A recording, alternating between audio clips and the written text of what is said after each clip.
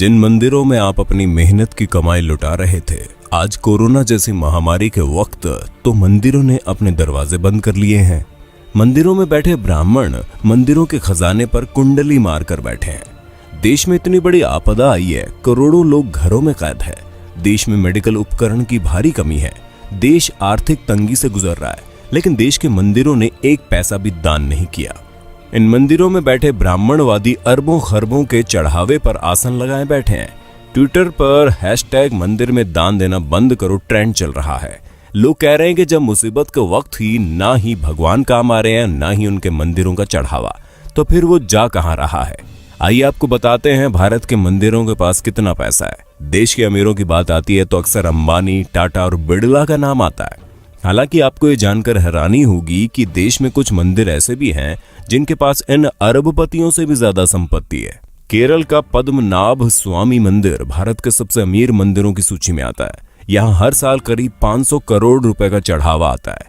2016 में इस मंदिर की टोटल वेल्थ $22.3 बिलियन यानी कि करीब 1.47 लाख करोड़ रुपए आंकी गई। आंध्र प्रदेश के तिरुपति बालाजी मंदिर की टोटल वेल्थ 52,000 करोड़ रुपए है।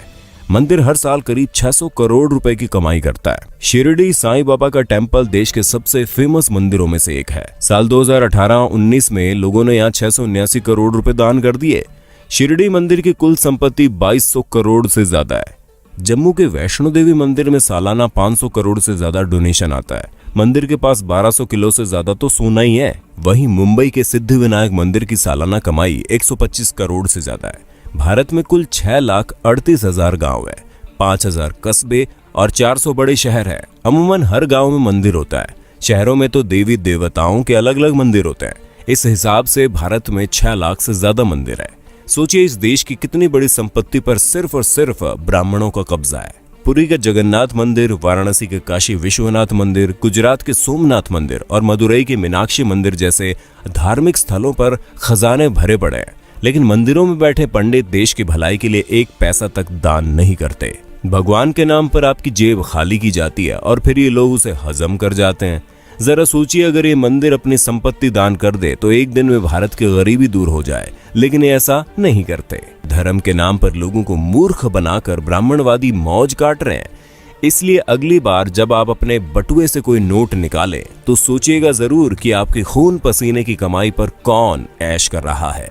मंदिर में या मस्जिद में सीमेंट की बोरी देने से पहले पड़ोस में देख लीजिए, अगर कोई गरीब हो तो आटे की बोरी पहले दीजिए। दान करना गलत नहीं है, लेकिन सोचने वाली बात है कि आखिर मंदिर में किए गए दान से किसका भला होता है। मंदिरों में दान करने वालों की मानसिकता क्या होती है। अपने देश में इतनी ज्यादा गरीबी है कि उनकी चिंता किसी को नहीं है। कई किसान भूख से मर जाते हैं, पर उनकी मदद करने के लिए कोई आगे नहीं आता। लेकिन मंदिरों में लाखों नहीं बल्कि करोड़ का गुप्त दान दिया जाता है। आखिर इस दान से हासिल क्या होता है, किसको मिलता है इसका लाभ। हम एक बात साफ कर दें, हम कोई नास्तिक नहीं है। भगवान ने हमारी भी उतनी आस्था जितनी होनी चाहिए। लेकिन सोचने वाली बात यह है कि आस्था जताने के लिए मंदिरों में दान करना जरूरी है। अगर नहीं तो फिर जो लोग मंदिरों में बेतहाशा दान करते हैं, उनके पीछे की मानसिकता क्या है। क्या उनको भगवान से किसी बात का डर रहता है?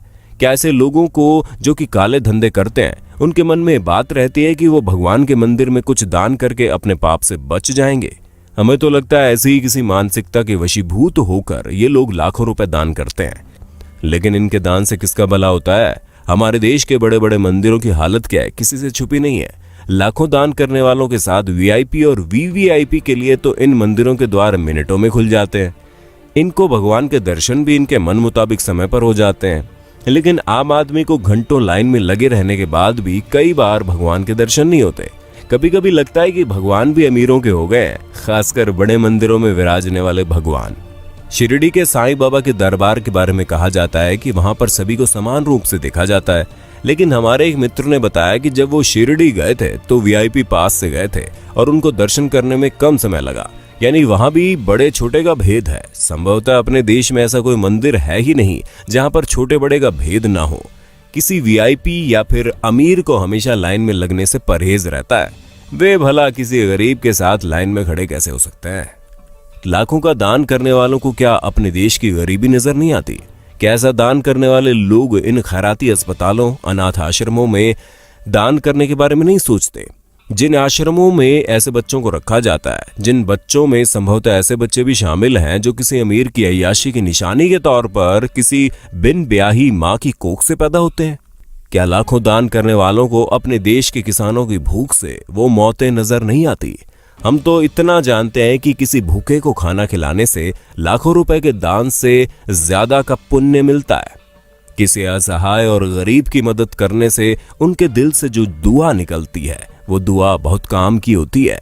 हम मंदिरों में दान करने के खिलाफ कतई नहीं है, लेकिन किसी भी मंदिर में दान उतना ही करना चाहिए जितने से उस मंदिर में होने वाले किसी काम की मदद हो जाए। जो मंदिर पहले से ही पूरी तरह से साधन संपन्न हैं, उन मंदिरों में दान देने का क्या फायदा। दोस्तों, अगर आपको ये वीडियो अच्छी लगी तो हमारे चैनल को सब्सक्राइब करना ना भूलें, अपने दोस्तों के साथ वीडियो को शेयर कर दें। धन्यवाद।